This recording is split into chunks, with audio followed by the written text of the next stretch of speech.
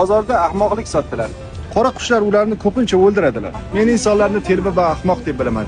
Yaponlarning ajoyib bir maqoli bu. O'zbek olami tugul dunyo olami farzandlari qaysi xonaga qamaydi?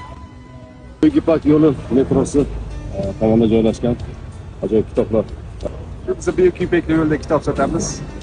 Umar Hayomi bir rivoyatini aytib beraman sizlarga. Bozorda donolik sotdilar. Qaytimiga qaralik berdilar. Hech kim qaramadi, hatto o'tib ketdilar. Bozorda ahmoqlik sotdilar. Qaytimiga yoshlik berdilar.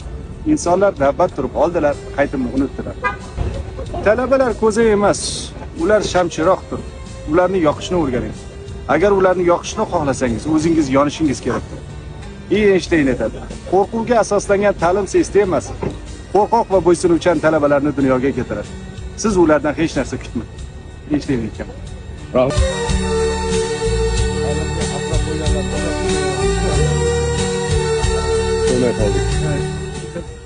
İki narsaga shu inson to'ymaydi. Ilmga to'ymaydi, boylikka to'ymaydi. Ilmga to'ymaslik afzallik so'radi.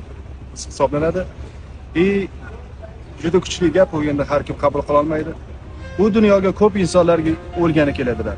Ayrim insonlargina yaratgan. Yaratuvchi bo'lishimizga harakat qilishimiz kerak. Seneka aytadi. Seneka aytadiki, men insonlarni telba va ahmoq deb bilaman. Nima shunday deysiz? Ular 30-40 yilga plan tuzishadi. Nimasi yomon? Bu ahmoqlikdan boshqa nima gap? Ertasiga xo'jayin bo'lmagan inson qanday qilib 30 yilga plan tuzishi mumkin?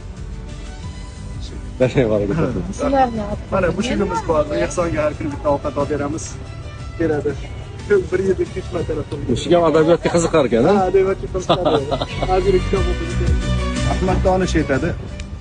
Olimlar xuddi oq qushga o'xshaydilar. Ular ko'pincha qora qushlar atrofida paydo bo'ladilar. Qora qushlar ularni ko'pincha o'ldiradilar. Lekin oq qushlar yana paydo bo'laveradilar. Nima uchun deysa, ular qora qushlarning qanchalar qoraliklarini anglatirish uchun. Ilmni tarqatavering. Hatto eshitmasalar ham. Nima uchun deyilsa, qattiq yomg'ir yog'gandan keyin hatto marmarning ham usti ho'l bo'ladi. Braziliyada bir kitob o'qigan mahbusga 3 kunga qamoq muddati kamaytirilgan. Hozirda bizda ham qonunda ko'rib chiqilyapti. Agar shu amalda qo'yilsa, bu juda ajoyib natijaga beriladi. Nima uchun? Suxamlinskiy degan domla o'tgan. Men dedi jinoyat bo'lgan xonadonlarni tekshirdim. 48 ta xonadonga kirib chiqdim. Bor yo'g'i 39 dagina kitob topdim. Lekin uylarda kutubxona bo'lgan xonadonda bir dona ham jinoyat bo'lganini ko'rmadim. Sitseron aytadi. Agar uyingizga qalb baxshida etmoqchi bo'lsangiz, uyingizga albatta kutubxona baxshida eting. Ajoyib.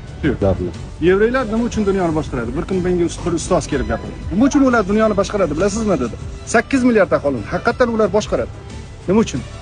Ular farzandlari to'polon qilganlarida uylaridagi kutubxonaga qamab qo'yar ekanlar. Men keyin o'ylab qoldim. Bu o'zbek olami tugul dunyo olami farzandlari qaysi xonaga qamaydi? Yana Yaponlarning ajoyib bir maqoli bor. 1 yillikka reja tuzsangiz, guruching. 10 yillikka reja tuzsangiz, daraxt ek. Agar bir umrlik reja tuzsangiz, ajoyib farzandingizni tarbiya qiling. Yana Ahmad Donish aytadi. Yo'q, Ahmad Donish aytadi. Agar sizning farzandingiz sizdan pulning o'rniga maslahat so'rasa, siz farzandlaringizni ajoyib tarbiya qilasiz. Bundan muhim narsa yo'q. Sarvar olamam aytadilar. Otaning abadiy sadaqasi yaxshi tarbiya qilingan farzand. Kitobsiz hech iloji yo'q. Salom.